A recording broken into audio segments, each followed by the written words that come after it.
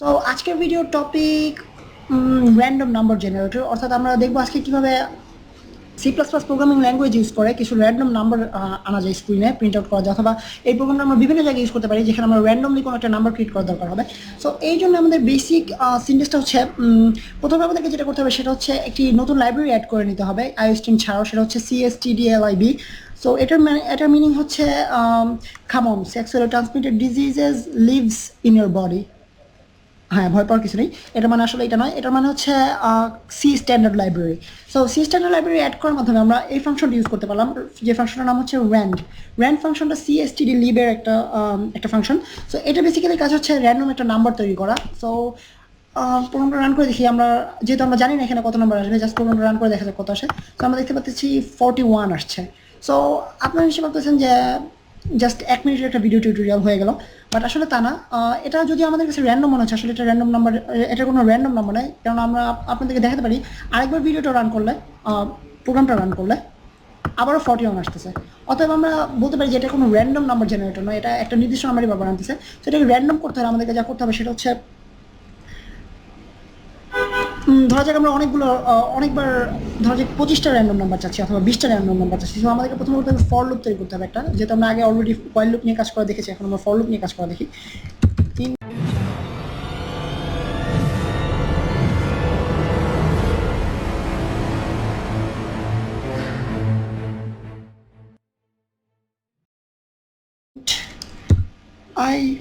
Normally আমরা initialiser অথবা loop continuation condition হিসাবে আমরা নর্মালি আই ইউজ করে থাকি ফর লুপের ক্ষেত্রে।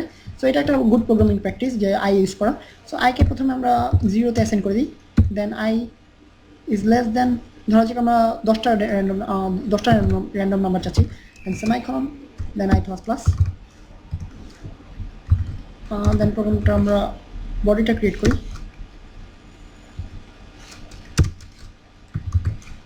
সো সি আউট করলাম ব্র্যান্ড। সো দেখা যাক আমাদের প্রোগ্রামটা কাজ করে কিনা। 10টা র্যান্ডম নাম্বার আসে কিনা স্ক্রিনে। সরি, আপনাদের বুঝতে সুবিধার জন্য একটা লাইন দিয়ে দেওয়া যাক, এন্ড অফ লাইন।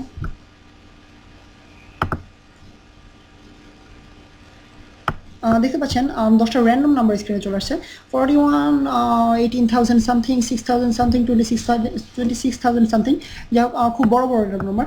সো আমরা ধরা যাক এমন একটা প্রোগ্রাম নিতে চাচ্ছি যেখানে আমরা হিউজ রেঞ্জের মধ্যে নাম্বার চাচ্ছি না, লাইক 20,000, 24,000, আবার 41, এই টাইপের ডিফারেন্ট নাম্বার চাচ্ছি না, আমরা একটা নির্দিষ্ট লেভেলের মধ্যে নাম্বার চাচ্ছি। সো ধরা যাক আপনারা অলরেডি নিশ্চয়ই লুডো খেলার সাথে পরিচিত। আমার একটা ফ্রেন্ড ছিল যার প্রিয় একটা কম্পিউটার গেম ছিল লুডো, সেই কম্পিউটার সারাদিন বসে লুডো খেলতে পছন্দ করতো, এবং আপনাদের অবগতির জন্য জানানো যাচ্ছে সে একটা ছেলে ছিল অবশ্যই। সো আপনারা নিশ্চয়ই হাসতেছেন, বাট খুব ইন্টেলিজেন্ট একটা ছেলে, পরিচিত হলে আপনাদের ভালো লাগতো। যাই হোক, হয়তো বা কোনো একটা ভিডিওতে আপনাদের সাথে পরিচয় করে দেওয়া যাবে। সো আপাতত আমরা লুডোতে ফিরে যাই। সো লুডোতে আমরা জানি যে 6-এর মধ্যে ভ্যারি করে, এরকম সবসময় নাম্বারগুলো 6-এর মধ্যে ভ্যারি করে, লাইক 1 হবে অথবা 2 হবে অথবা 3 হবে অথবা 5 হবে অথবা সবটা হবে একবারে। সো আমাদের কাজ হচ্ছে যেন শুধুমাত্র 6-এর মধ্যে থাকে। সো আমরা 10 বার চাচ্ছি র্যান্ডম নাম্বার আনতে, যেই নাম্বারগুলো শুধুমাত্র 6-এর মধ্যে থাকবে। সো এক্ষেত্রে আমরা যেটা ইউজ করতে পারি সেটা হচ্ছে, আগে একটা ভিডিওতে আপনাদেরকে একটা অপারেটর সম্পর্কে জানানো হয়েছিল, সেটা হচ্ছে মডিউলাস অপারেটর। অর্থাৎ মডিউলাস অপারেটরের কাজ হচ্ছে কোনো একটা সংখ্যা দ্বারা ভাগ করার পরে সেটা রিমাইন্ডার অর্থাৎ ভাগশেষটা আপনাদেরকে কাজে লাগানো। তো এক্ষেত্রে আমরা যেহেতু আমরা 6-এর মধ্যে চাচ্ছি, অর্থাৎ 6 দ্বারা ভাগ করতে হবে, এর মাধ্যমে আমরা শুধুমাত্র পাবো 1 থেকে 5-এর মধ্যে 6-এর মধ্যে জিনিসগুলো, কেননা 6 দ্বারা ভাগ করলে শুধুমাত্র রিমাইন্ডারগুলো 1 থেকে 6-এর মধ্যে হওয়া সম্ভব। সো আমরা প্রোগ্রামটাকে রান করে দেখি। সো আপনারা দেখতে পাচ্ছেন প্রত্যেকটা নাম্বার র্যান্ডমলি আসছে এবং প্রত্যেকটা 6-এর কম। বাট এখানে আমরা একটা জিনিস মেনশন করতে হবে, সেটা হচ্ছে নাম্বারগুলো 6 পর্যন্ত যাচ্ছে না, কেননা এখানে 0 থেকে শুরু হয়েছে। আমরা জানি কাউন্টিংটা 0 থেকে শুরু করে কম্পিউটার। সো আমরা এখানে দেখতে পাচ্ছি 0 আছে, যেটা লুডো খেলা পসিবল না, 0 বলে কোনো কিছু নেই, 1 থেকে শুরু। সো এক্ষেত্রে আমাদেরকে যেটা করতে হবে সেটা হচ্ছে এটা যেন 1 থেকে শুরু হয় এবং 6-এর মধ্যে থাকে, সেটা আমাদেরকে ডিটারমিন করতে হবে। এই জন্য আমরা যা করতে পারি, প্রথমে 1 যোগ করে দিতে পারি। এখন যে কোনো মডিউলাসের পরে, মডিউলাসটা কাজ করার পর অর্থাৎ 6 দ্বারা ভাগ করার পরে ওই নাম্বারটাকে 6 দ্বারা ভাগ করার পরে যে ভাগফলটা পাবো সেটার সাথে 1 যোগ করা হবে। সো ভাগফলটা যদি 0 হয়, ভাগশেষটা যদি 0 হয়, সেটার সাথে 1 যোগ করার পরে আমরা সেটা পাবো 1। সো 0 বলে কোনো নাম্বার থাকবে না আমাদের লিস্টে। সো 10টা নাম্বারের মধ্যে একটা 0 থাকবে না এবং 6 থাকবে। সো আমরা দেখতে পাচ্ছি 655 666 যাই হোক। সো অতএব আপনারা নিশ্চয়ই বলতেছেন যে হয়ে গেল আমাদের র্যান্ডম নাম্বার জেনারেটর। বাট আসলে আমাদের র্যান্ডম নাম্বার জেনারেটর তৈরি করা এখানেই শেষ নয়, আরও কিছু কাজ করতে হবে। কেননা আপনাদেরকে একটা জিনিস দেখিয়ে নিই, যে সেটা হচ্ছে এটা আসলে একটা র্যান্ডম নাম্বার জেনারেটর নয়। কেননা প্রত্যেকবার আমি যতবারই প্রোগ্রামটা রান করবো ততবারই একই নাম্বারগুলো আসবে। অর্থাৎ আপনারা দেখতে পাচ্ছেন এবার এখানে 666 555 6 5, দেন প্রোগ্রামটা আবার রান করেন 666 555 6 5। সো আপনারা নিশ্চয়ই ভাবতেছেন যে র্যান্ডম নাম্বার জেনারেটর বানানোর কথা, বাট আমি এত আগে উল্টাপাল্টা দিকে ঘুরাঘুরি কেন করতেছি। বাট আসলে উল্টাপাল্টার দিকে ঘুরাঘুরি এই জন্য করতেছি যেন আপনারা ভুল ওয়েগুলো জানার মাধ্যমে সঠিক ওয়েগুলো শিখতে পারেন। সো সঠিক ওয়েটা হচ্ছে আমাদেরকে সঠিক ওয়েটা ইউজ করার জন্য আরও একটা লাইব্রেরি ইনক্লুড করতে হবে, সেটা হচ্ছে include C time. So C time use করার ক্ষেত্রে আমাদেরকে এখানে প্রথমে করতে হবে সি টাইম ইউজ করার মাধ্যমে আমরা যেটা করতে পারি সেটা হচ্ছে এস র্যান নামে একটা ফাংশন ইউজ করে একটা নাম্বার শো করতে পারি, যেটার উপর ডিপেন্ড করে আমাদের নাম্বারগুলো চেঞ্জ হবে। সো ওকে, বেসিক্যালি আপনাদের কাছে এক্সপ্লেন করে নেওয়া যায় কীভাবে র্যান্ডম নাম্বার জেনারেটরটা কাজ করে। এটা কাজ করে মেইনলি প্রসেসরের উপরে। সো প্রসেসরটা একটা হিউজ অ্যালগোরিদম ইউজ করে নাম্বারগুলো জেনারেট করার জন্য। সো র্যান ফাংশনের মাধ্যমে যখন আমরা জেনারেট করবো, সো প্রসেসরটা সবসময় একইভাবে একই অ্যালগোরিদমের মাধ্যমে কাজ করবে। এই জন্য আমরা শুধুমাত্র র্যান ফাংশনটা ইউজ করলে একই নাম্বারগুলো, বাট যদিও র্যান্ডম, বাট একই নাম্বারগুলো বারবার আসবে। সো বেসিক্যালি আমাদের কাজ হচ্ছে অ্যালগোরিদমটাকে চেঞ্জ করে দেওয়া। যদি আমরা অ্যালগোরিদমটাকে চেঞ্জ করতে পারি তখনই আমরা শুধুমাত্র পারফেক্টলি প্রোগ্রামটা ক্রিয়েট করতে পারবো। অর্থাৎ আমরা জানবো না কখন কোনটা একবার এক একটা র্যান্ডম নাম্বার আউটপুট আসবে। সো আমাদের যেটা করতে হবে সেটা হচ্ছে একটা নাম্বার থ্রো করতে হবে এখানে, যেটা নাম্বার থ্রো স্টুডেন্ট ফাংশনের মধ্যে আমরা নাম্বার থ্রো করে আমরা অ্যালগোরিদমটা চেঞ্জ করতে পারি। তো ধরা যাক যে কোনো একটা নাম্বার থ্রো করি আমরা 23, দেন ফাংশনটা প্রোগ্রামটা রান করলে আমরা দেখতে পাচ্ছি আগের ঠিক নাম্বারগুলো নেই, এখন আবার নতুন নাম্বার আসছে 6354554। সো এখন আপনারা নিশ্চয়ই ভাবছেন যে কাজ শেষ, বাট আসলে এখনও কাজ শেষ হয়নি।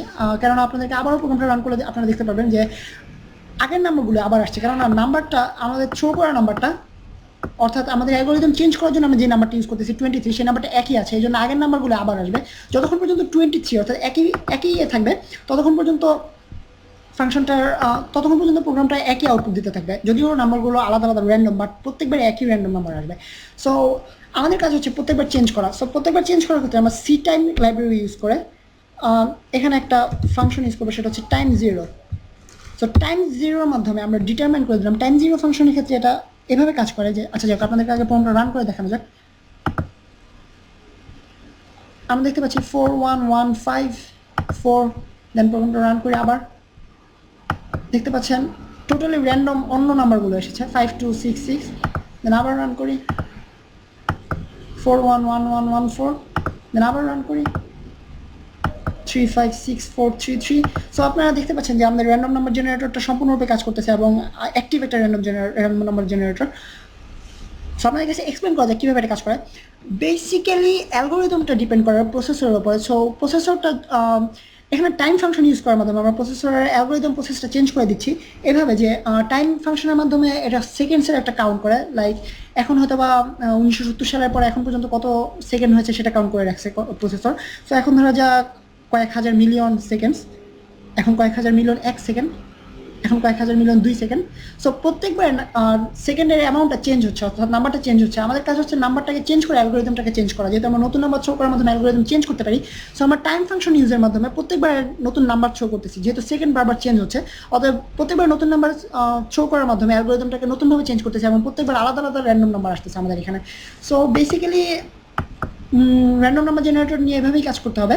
অ্যান্ড আপনারা লুডো গেম অথবা আপনারা যারা ক্যাসিনোর মতো একটা সফটওয়্যার তৈরি করতে চাচ্ছেন তাদের জন্য এই প্রোগ্রামটা খুবই কাজে দেবে। সো যদিও ছোটোখাটো একটা প্রোগ্রাম এবং খুবই সহজ দেখতে একটা প্রোগ্রাম এবং কোডিংগুলো খুবই ছোট্ট 2-3 লাইনের কোডিং, বাট খুবই ইম্পর্ট্যান্ট একটা প্রোগ্রাম।